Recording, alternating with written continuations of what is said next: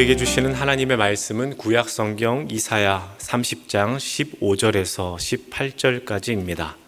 주 여호와 우리 이스라엘의 거룩하신 이가 이같이 말씀하시되 너희가 돌이켜 조용히 있어야 구원을 얻을 것이요 잠잠하고 신뢰하여야 함을 얻을 것이거늘 너희가 원하지 아니하고 이르기를 아니라 우리가 말 타고 도망하리라 하였으므로 너희가 도망할 것이요 또 이르기를 우리가 빠른 짐승을 타리라 하였으므로 너희를 쫓는 자들이 빠르리니 한 사람이 꾸짖은즉 천 사람이 도망하겠고 다섯이 꾸짖은즉 너희가 다 도망하고 너희 남은 자는 겨우 산 꼭대기에 깃대 같겠고 산마루 위에 깃이 같으리라 하셨느니라.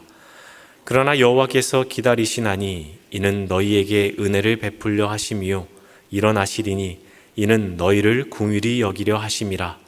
대저 여호와는 정의의 하나님이심이라. 그를 기다리는 자마다 복이 있도다. 아멘.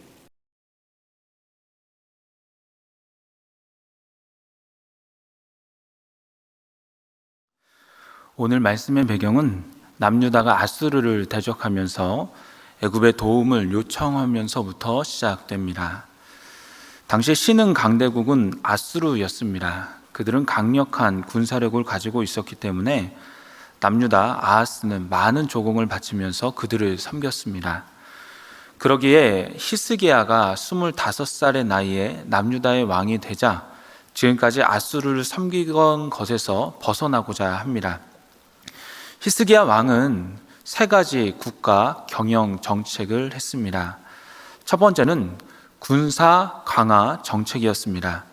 내적으로는 무기와 방패를 많이 준비하였고 군사들도 많이 뽑습니다. 또한 외적으로는 예루살렘 성벽 곁에 허름한 집들을 다 헐어버리고 요새화를 위해서 성벽 자체를 아주 두껍게 재정비하여서 튼튼하게 만듭니다. 두 번째는 반아수르 정책이었습니다. 그동안 아버지 아하스 왕은 아수르에게 많은 것을 바쳤습니다. 그러나 그렇게 계속적으로 퍼주다가는 도저히 나라의 재정이 남아있을 것 같지 않았습니다. 그래서 친아수르 정책을 벌이고 주던 조공을 바치지 않았습니다. 세 번째 경영 정책은 친애국 외교 노선이었습니다. 약소국이 홀로 강대국을 대적할 수는 없었습니다. 그래서 히스기야는 애국과 관계를 맺었고 애국 입장에서는 남유다와 함께 아수르를 대적하면서 이전의 영광을 찾고 싶어 했습니다. 자, 이렇게 세 가지 국가 경영 정책을 내세우는데 그러자 어떤 일들이 일어나느냐? 남유다가 조공을 바치지 않자 아수르가 남유다를 쳐들어옵니다. 그렇지 않아도 완전히 남유다를 정복하고 싶어서 호시탐탐 기회를 노렸었는데 이번 일을 빌미로 배신자를 처단하겠다고 하면서 많은 군사를 이끌고 옵니다. 그러면서 아수르는 남유다의 도시들을 하나하나 정복하며 예루살렘으로 진격해 왔습니다. 그러자 히스기야 왕은 애굽에 도움을 요청합니다. 애굽이 군사를 보내주어야지만이 이 위기를 넘길 수 있기 때문입니다. 이런 모든 상황을 지켜보던 이사야 선지자는 하나님의 말씀을 받아 이렇게 선포합니다. 30장 1절과 2절은 이렇게 기록하고 있습니다. 여호와께서 이르시되 패역한 자식들은 화 있을진저 그들이 계교를 베푸나 나로 말미암지 아니하며 맹약을 맺으나 나의 영으로 말미암지 아니하고 죄에 죄를 더하도다. 그들이 바로의 세력 안에서 스스로 강하게 하며 애굽의 그늘을 피하여 애굽으로 내려갔으니 나의 입에 묻지 아니하였도다. 당시 히스기야의 세 가지 경영 정책은 왕으로서 잘 생각한 것으로 보입니다. 그리 문제될 것이 없어 보입니다. 하지만 하나님은 인간의 지혜로만 나라를 다스리고자 하는 히스기야를 책망합니다. 특히 여호와 하나님을 바라보지 않고 또 하나님께 묻지 않고 애국과 동맹을 맺으려고 하는 남유다에게 패역한 자식들이라고 하십니다. 죄의 죄를 더하신다라고 합니다. 당시 남유다에는 이사야 선지자가 있었습니다. 하나님께서 어떻게 생각하시는지 하나님의 뜻이 무엇인지 선지자에게 충분히 물어볼 수 있었습니다. 하지만 히스기야 왕은 여호와 하나님께 묻지 않습니다. 하나님을 찾은 것이 아니라 강대국인 애굽을 찾았습니다. 그리고 비밀리에 애굽을 찾아가서 동맹을 맺습니다. 애굽과 동맹을 맺으면, 애굽과 함께하면 아수르에게 보호를 받을 줄 알았습니다. 그러나 하나님께서는 말씀하십니다. 3절에 보면 그러므로 바로의 세력이 너희의 수치가 되며 애굽의 그늘에 피함이 너희의 수욕이 될 것이라. 애굽을 의지하면 애굽이 오히려 너희의 수치가 될 것이라고 합니다. 애굽을 의지하여서 그들의 그늘에 피하면 너희의 수욕이 될 것이라고 분명하게 말씀하십니다. 출애굽 때부터 이전부터 하나님은 애굽에 대해서 이렇게 말씀하셨습니다. 신명기 17장 16절에 보시면 그는 병마를 많이 두지 말 것이요 병마를 많이 얻으려고 그 백성을 애굽으로 돌아가게 하지 말 것이니 이는 여호와께서 너희에게 이르시기를 너희가 이후에는 그 길로 다시 돌아가지 말 것이라 하셨음이며, 이 말씀은 전쟁을 해야 돼서 병마가 필요할 때에도, 국가의 전쟁 위기가 일어날 때에도 절대로 애굽에게는 도움을 요청하지 말라는 것입니다. 애굽과 동맹을 맺거나 같이 어떠한 일들을 도모하지 말라는 것입니다. 여기에서 우리는 의문점이 있습니다. 왜 하나님은 그토록 이스라엘이 애굽과 동맹을 맺고 그들에게 도움을 요청하는 것을 싫어하셨을까요? 왜 그토록 반대하시며 동맹을 맺는 자들을 패역한 자들이라고 말씀하셨을까요? 사실상 구약 성경에서 애굽은 꾸준한 강대국이었습니다. 또 이스라엘과 가까운 나라입니다. 힘의 논리상 애굽의 눈치를 볼 수밖에 없습니다. 애굽에게 조공을 바쳐야지만이 보호를 받을 수가 있습니다. 하지만 그러지 말라는 것입니다. 절대로 애굽과 무슨 일을 하지도 말며 무슨 일을 같이 하지 말라는 것입니다. 왜 그렇습니까? 신명기 5장 6절에는 이렇게 기록합니다. 나는 너를 애굽 땅 종되었던 집에서 인도하여 낸 내 하나님 여호와라. 하나님은 애굽에 종살이하고 있었던 이스라엘 백성을 기적적인 방법을 통해서 출애굽시키셨습니다. 그러면서 애굽의 왕 바로와 그들이 섬기고 있는 신들이 위대한 것 같지만 우상이라고, 하나님 앞에서는 아무것도 아니라고, 이 세상을 다스리시는 분은 오직 하나님이심을 밝히 보여주셨습니다. 그러기에 어떤 일이 있어도 썩은 동아줄인 애굽을 붙잡지 말라는 것입니다. 모든 일 가운데 하나님만 붙잡으라는 것입니다. 이것이 애굽으로 가지 말라는 하나님의 의도입니다. 그러기에 이사야서 31장 3절은 이렇게 말씀합니다. 애굽은 사람이요 신이 아니며 그들의 말들은 육체요 영이 아니라 여호와께서 그의 손을 펴시면 돕는 자도 넘어지며 도움을 받는 자도 엎드러져서 다 함께 멸망하리라. 도와주시는 분은 하나님이지 애굽이 아니라는 겁니다. 애굽을 의지하면 결국에는 다 함께 멸망한다는 것이죠. 이런 이사야의 말을 듣다 보면 또 질문이 생깁니다.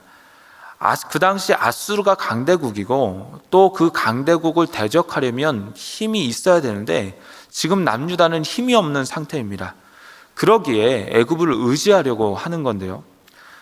사실 처음부터 하나님께서 남유다를 강대국으로 만드셨다라면 애굽을 애당초에 의지할 필요가 없습니다. 남유다의 힘만으로도 아수르를 물리쳤을 것입니다. 또한 만약 아수르를 하나님께서 강대국으로 만드시지 않으셨다라면 남유다의 위기도 없었을 것입니다. 하지만 정황상 약소국인 남유다가 살아가기 위해서는, 아수르를 대적하기 위해서는 애굽과 동맹을 맺는 것이 가장 좋은 방법인데 하지 말라라는 것이죠. 그렇다면 하나님이 원하시는 방법은 무엇입니까? 어떻게 이 위기의 상황을 대처해야 됩니까? 오늘 본문에는 분명하게 말씀하고 있습니다. 15절입니다. 주 여호와 이스라엘의 거룩하신 이가 이같이 말씀하시되 너희가 돌이켜 조용히 있어야 구원을 얻을 것이요 잠잠하고 신뢰하여야 힘을 얻을 것이거늘 너희가 원하지 아니하고. 먼저 하나님께서는 조용히 있으라고 합니다. 잠잠히 있으라고 합니다. 그래야지 구원을 얻을 수 있다라는 것입니다. 하지만 조용히 있는 것, 잠잠히 있는 것 어떻습니까? 쉽습니까? 어떤 분들은 쉽다고 생각할 수 있습니다. 그런데 가만히 생각해 보면 조용하고 잠잠히 하는 것은 굉장히 어렵습니다. 아수르가 쳐들어옵니다. 그냥 오는 것도 아니고 성을 정복하고 유다 백성들을 죽이려고 오는 것입니다. 지금 현재 우리의 군사력으로는 신흥 강대국인 아수르를 이기기에는 역부족입니다. 더군다나 이 아수르는 이미 많은 나라들을 정복했습니다. 이럴 때 가만히 있으면 어떻게 됩니까? 그냥 앉아서 죽을 수밖에 없습니다. 그러기에 가만히 있을 수가 없습니다.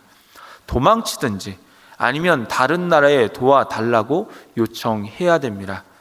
어떻게든 다른 나라와 연합을 해서 적을 무찌르는 것이 보통입니다. 그런데 하나님은 가만히 있으라고 하십니다. 그 다음에 하나님은 신뢰하라고 하십니다. 15절에 잠잠하고 신뢰하여야 힘을 얻는다라고 하시죠. 아수르가 침략을 해오는 상황은 마치 출애굽 당시에 애굽 군대가 이스라엘을 공격하기 위해서 오는 상황과 비슷한 상황입니다. 앞에는 홍해 바다가 있습니다. 그러기에 앞으로도 가지 못하는 상황입니다. 뒤에는 애굽 군대가 병거를 이끌고 뒤따라오고 있습니다. 점점 병거가 오는 소리가 크게 들립니다. 그럼에도 앞으로 갈 수도 없고 그렇다고 뒤로 갈 수도 없고 아무것도 할 수 없는 상황이지만 또 무엇인가 해야 될 것 같습니다. 그때 하나님은 모세를 통해서 말씀하십니다. 너희는 두려워하지 말고 가만히 서서 여호와께서 오늘 너희를 위하여 행하시는 구원을 보라. 가만히 있으라고 합니다. 두려워하지 말라고 합니다. 하나님을 믿고 하나님을 신뢰하라는 것입니다. 그러면 하나님께서 행하시는 구원을 볼 것이라고 하십니다. 그게 쉽습니까? 어렵죠. 가만히 있는 것, 곧 죽을 것 같은 상황에서 두려워하지 않으면서 하나님을 신뢰하는 것, 절대로 쉬운 일이 아닙니다. 오히려 항복을 준비하는 것이 저들에게는 더 쉬울 수 있습니다. 하지만 하나님은 가만히 있으면 산다라고 하십니다. 홍해 바다 앞에와 같이 오늘 본문에서도 여호와 하나님은 똑같이 말씀하십니다. 잠잠하고 신뢰하여야지만이 힘을 얻는다라고 하십니다. 하지만 백성들은 가만히 있을 수가 없었습니다. 신뢰할 수가 없었습니다. 말을 타고 도망가야지 살 수 있다고 합니다. 그런데 만약에 말을 타고 도망하면 어떤 결과가 일어나게 되느냐? 본문 15절 하반절부터 17절에 보면 너희가 돌이켜 조용히 있어야 구원을 얻을 것이요 잠잠하고 신뢰하여야 힘을 얻을 것이거늘 너희가 원하지 아니하고 이르기를 아니라 우리가 말 타고 도망하리라 하였으므로 너희가 도망할 것이요 이르기를 우리가 빠른 짐승을 타리라 하였으므로 너희를 쫓는 자들이 빠르리니 한 사람이 꾸짖은즉 1000사람이 도망하겠고 5이 꾸짖은즉 너희가 다 도망하고. 잠잠하지 않고 신뢰하지 않는 이들은 말 타고 또한 빠른 짐승을 타고 도망갑니다. 이들이 도망가는 속도보다 아수르 군대가 더 빨라서 도망가던 자들을 치는데 한 사람이 1000명을 상대할 것이며 5이 또한 많은 군사들을 상대할 것이라고 하십니다. 결국에는 전쟁에서 진다라는 것입니다. 그러기에 도망가지 말고 가만히 있으라는 겁니다. 신뢰하라는 겁니다. 기다리라는 것입니다. 그런데 18절에 보니까 남유다뿐만 아니라 하나님이 하시는 일도 나오는데요. 우리 18절은 다 같이 한번 읽어보도록 하겠습니다. 시작. 그러나 여호와께서 기다리시나니 이는 너희에게 은혜를 베풀려 하심이요 일어나시리니 이는 너희를 긍휼히 여기려 하심이라. 대저 여호와는 정의의 하나님이심이라. 그를 기다리는 자마다 복이 있도다. 아멘. 여기서 보면 여호와 하나님이 기다리신다라고 말씀합니다. 하나님께서 남유다에게만 잠잠히 있으라고 하는 것이 아니라 여호와 하나님도 기다리신다는 거예요. 여호와 하나님이 언제까지 기다리십니까? 이스라엘 백성이 회개하고 돌이키며 애굽을 의지하는 것이 아니라 하나님을 잠잠히 바라보며 신뢰할 때까지, 그때까지 하나님은 참고 기다리신다는 겁니다. 그리고 그 기다림 끝에 때가 되었을 때 긍휼히 여겨주심으로 은혜를 베푸실 것이고 하나님의 정의와 공의를 행하신다고 말씀하십니다. 우리는 무언가를 먼저 해야 되고 무언가를 먼저 조치해야 되고 누군가의 도움을 요청해야지만이 문제가 해결될 것 같지만 하나님은 우리가 하나님을 온전히 바라볼 때까지, 잠잠하고 신뢰할 때까지 기다리신다고 말씀하십니다. 그리고 우리가 그분께로 나올 때 준비하시고 예비하신 그 은혜를 우리에게 내려주신다는 것이죠. 그러기에 하나님은 그들 기다리는 자마다 복이 있다, 그를 기다리는 자마다 복이 있다라고 말씀하고 계시는 것입니다. 이사야가 이러한 예언을 하고 얼마 후에 아수르가 쳐들어옵니다. 애굽의 도움에 기대를 걸었지만 애굽은 전혀 도움이 되지 못했습니다.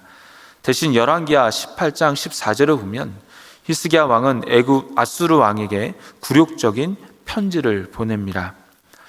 유다 왕 히스기야가 라기스로 사람을 보내어 아수르 왕에게 이르되 내가 범죄하였나이다. 나를 떠나 돌아가소서. 왕이 내게 지우는 것을 내가 당하리이다 하였더니 아수르 왕이 곧 은 300달란트와 금 30달란트를 정하여 유다 왕 히스기야에게 내게 한지라. 내가 범죄하였습니다. 나를 떠나 돌아가소서. 왕이 내게 어떠한 것을 요구하든지 내가 감당하겠습니다. 그리고 나서 아수르 왕이 요구한 대로 은 300달란트와 금 30달란트를 줍니다. 히스기야는 이것을 주기 위하여 여호와의 성전과 왕국 곳간에 있는 은을 다 주었고 여호와의 성전문의 금과 기둥에 입힌 금을 벗겨내야만 했습니다. 그러나 이것으로 끝이 아니었습니다. 얼마 후에 아수르는 또 쳐들어옵니다. 더 많은 것을 요구하며 남유다를 정복하고자 한 것입니다. 그렇게 나라가 망할 급박한 위기에 처해서야 히스기야는 그제서야 이사야 선지자를 찾습니다. 그리고 그제서야 하나님께 묻습니다. 사랑하는 여러분, 히스기야와 남유다 백성들은 정작 본인들은 하나님을 찾지 않았음에도 그동안 하나님이 자신들을 도와주지 않는다고 생각했습니다. 하나님이 자신들을 버린다라고 생각했습니다. 그런데요, 실은 하나님은 이때를 기다리셨습니다. 나는 아무것도 못합니다. 나를 도와줄 사람과 나를 도와줄 나라는 아무것도 없습니다. 하나님 나를 도와주세요. 하나님 나를 붙잡아 주세요. 그렇게 하나님께 자신의 연약함을 고백하며 잠잠히 하나님을 신뢰하며 나아가기를 하나님께서는 기다리신 것입니다. 그러기에 위기 가운데 첫 번째 해야 되는 것은 하나님을 잠잠히 신뢰하며 기다리는 것입니다. 두 번째로 위기 가운데 해야 될 것은 부르짖는 것입니다. 오늘 본문 19절에는 이렇게 기록하고 있습니다. 시온에 거주하며 예루살렘에 거주하는 백성이 너는 다시 통곡하지 아니할 것이라. 그가 내 부르짖는 소리로 말미암아 내게 은혜를 베푸시되 그가 들으실 때에 내게 응답하시리라. 19절에는 하지 않게 될 것과 해야 될 것을 구분하고 있습니다. 하지 않게 될 것은 통곡입니다. 통곡은 소리 높여 슬프고 서럽게 우는 것입니다. 보통 나이가 들면 크게 울지 않습니다. 속으로 울든지 남들이 보이지 않는 곳에서 조용히 웁니다. 하지만 어떨 때 나도 모르게 통곡이 나옵니까? 감당할 수 없는 큰일을 당했을 때, 또한 내 주변의 사람들이 모두 같은 어려움이 생겼을 때, 내가 살고 있는 공동체가 어려움에 처했거나 나라가 망했을 때 대성통곡하면서 울게 됩니다. 오늘 본문에서는 이방 아수르의 침략을 받아서 통곡할 수 있다는 것인데요. 그런데 이러한 통곡을 하지 않는다라고 합니다. 하나님을 기다릴 때, 하나님을 바라볼 때 이런 통곡을 하지 않게 된다는 것입니다. 대신에 하나님은 통곡 대신에 무엇을 하라고 하십니까? 통곡하지 말고 다른 의미에서의 소리를 지르라고 합니다. 무엇입니까? 부르짖는 것입니다. 하나님은 백성들의 부르짖는 소리로 말미암아서 은혜를 베푸신다라고 말씀하고 계십니다. 부르짖는다는 것은 기도하는 것입니다. 실제로 하나님을 의지하기로 작정한 히스기야 왕은 자신의 옷을 찢고 굵은 베옷을 입고 여호와의 전으로 나아갑니다. 제사장과 백성들도 자신의 자리에서 기도합니다. 당시에 히스기야가 하나님께 기도한 그 일부분을 한번 읽어드리겠습니다. 이사야 37장 18절부터인데요. 여호와가 아수르 왕들이 과연 열국과 그들의 땅을 황폐하게 하였고 그들의 신들을 불에 던졌사오나 그들은 신이 아니라 사람의 손으로 만들 것일 뿐이요 나무와 돌이라. 그러므로 멸망을 당하였나이다. 우리 하나님 여호와여, 이제 우리를 그의 손에서 구원하사 천하 만국이 주만이 여호와이신 줄을 알게 하옵소서 하니라. 히스기야는 기도하면서 하나님의 도우심을 구합니다. 백성들도 그 사실을 알기 때문에 한 마음으로 기도합니다. 그럴 때 어떤 일들이 일어나게 됩니까? 기적적인 일들이 일어나는데 이사야서 37장 36절에 보면 여호와의 사자가 나가서 아수르 진중에서 18만 5천인을 쳤으므로 아침에 일찍이 일어나 본즉 시체뿐이라. 히스기야와 백성들은 부르짖으며 기도할 뿐이었습니다. 하나님께 나아간 것밖에 없습니다. 기도 외에는 아무것도 한 것이 없습니다.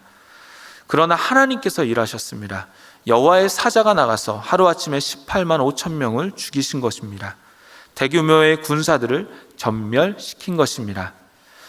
유대의 역사가 요세푸스는 헤로도토스의 역사책을 인용하면서 이렇게 기록합니다.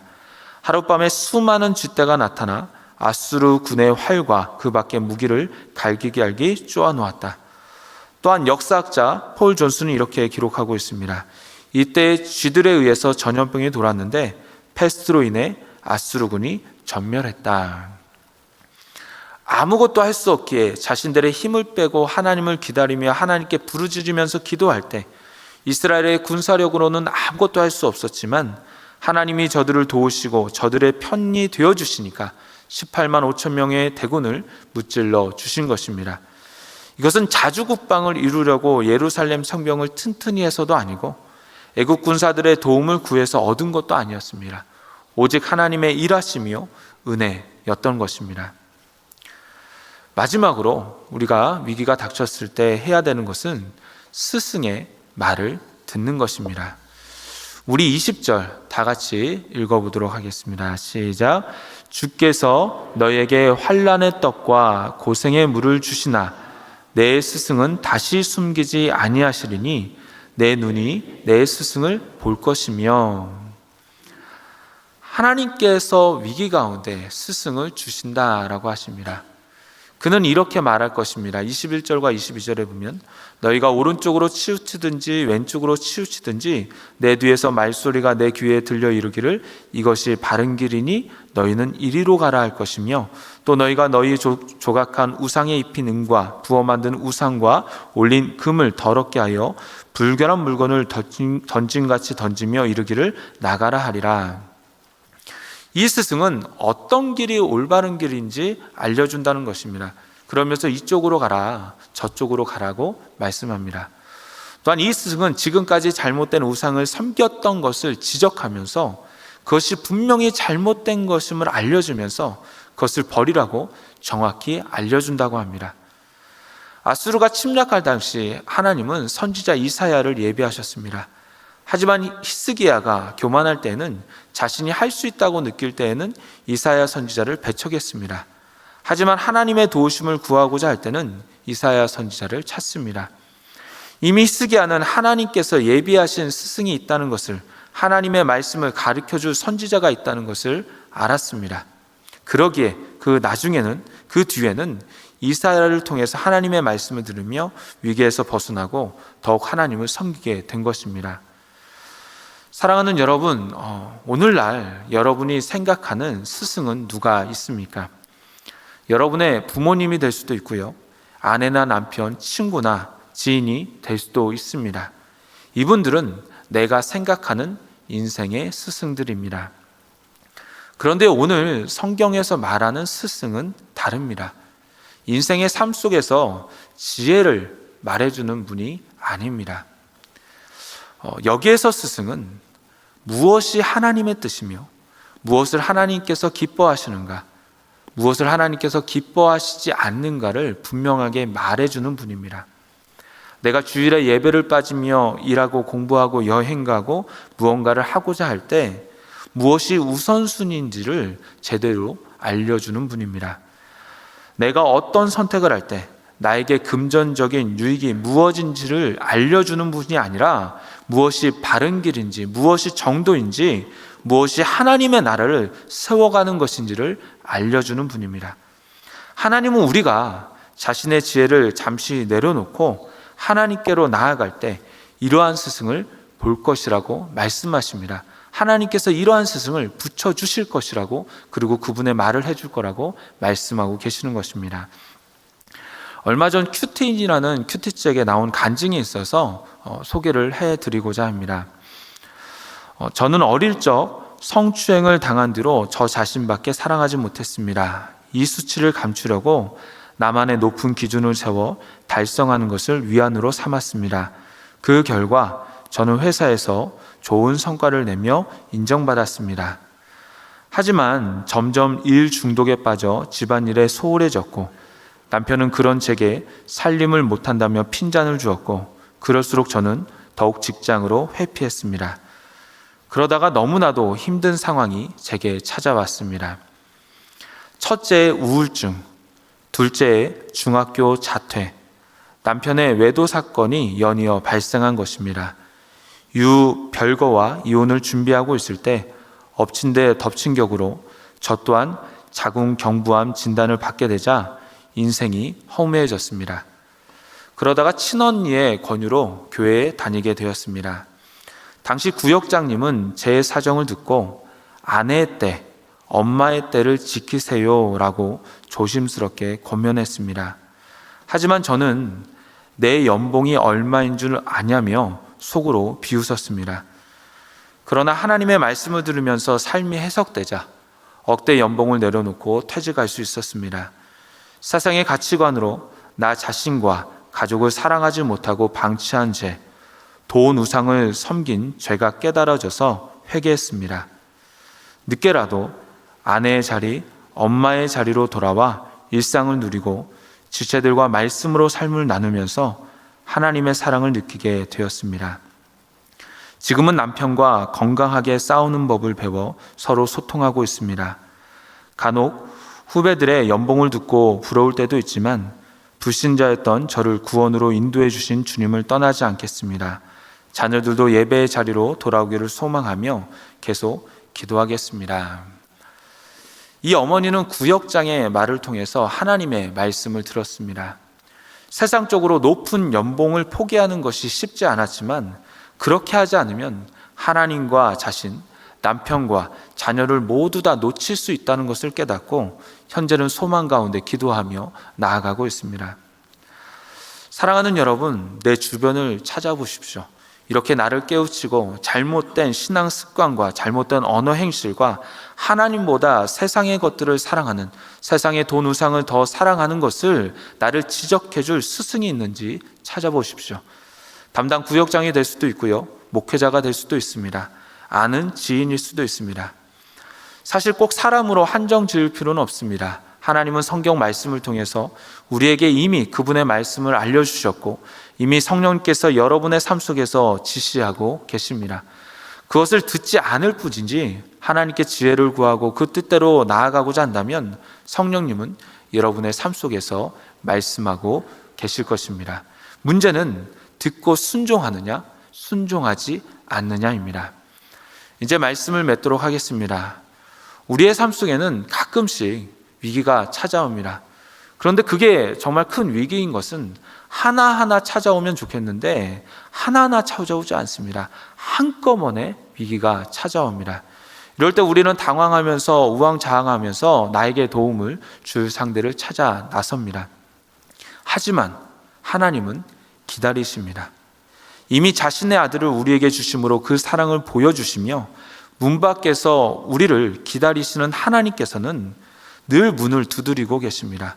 우리가 그 마음문을 열고 주님을 맞고 주님을 바라보며 잠잠히 하나님을 신뢰할 때까지 하나님은 기다리시는 것입니다.